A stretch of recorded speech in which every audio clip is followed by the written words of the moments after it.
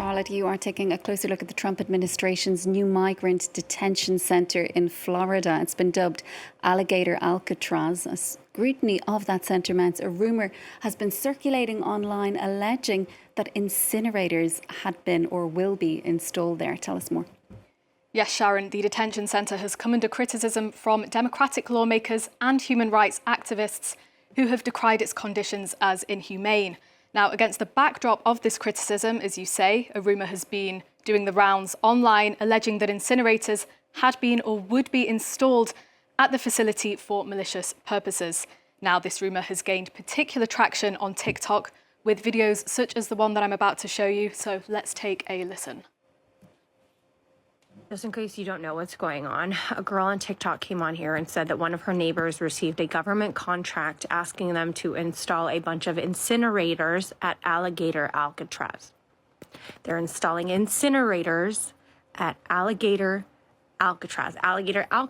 So a very harrowing claim, and one which has also spread to Instagram, as we can see in this photo, this post with a very disturbing photo.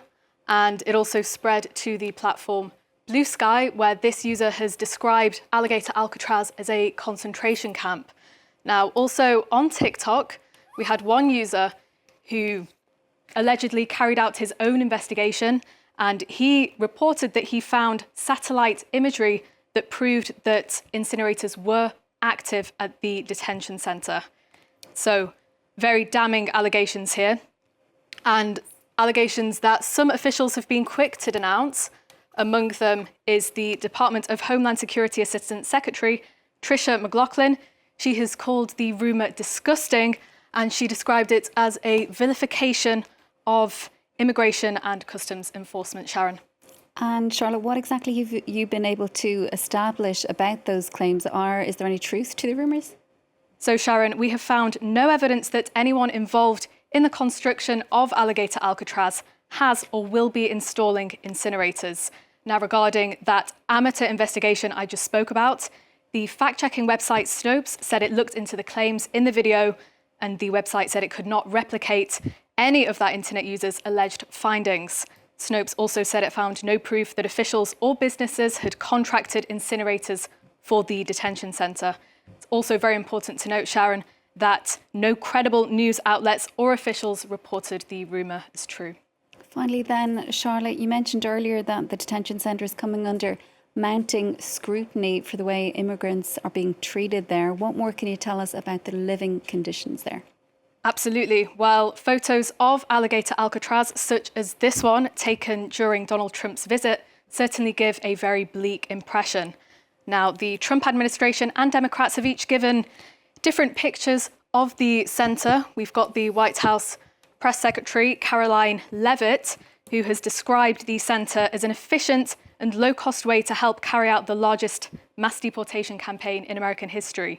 She added this statement, saying that the facility is in the heart of the Everglades. There is only one road leading in, and the only way out is a one-way flight.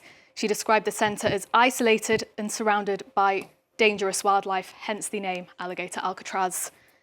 Now, the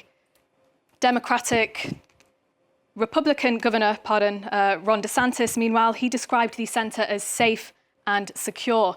Democratic lawmakers, on the other hand, taking a much more critical stance.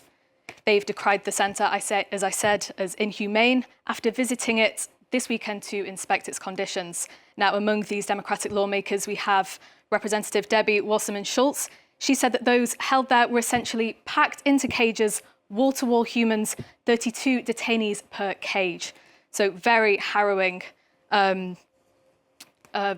portrait of the conditions in the centre. We've also got Representative Darren Soto. He said that lawmakers also saw evidence of flooding in the centre.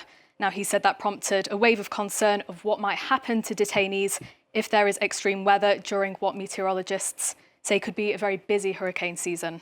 So in the wake of that tour of the centre, Sharon, mounting criticism of Alligator Alcatraz from Democratic lawmakers as well as human rights activists. Charlotte, thanks so much for all of that. That was Charlotte Hughes with tonight's Truth or Fake.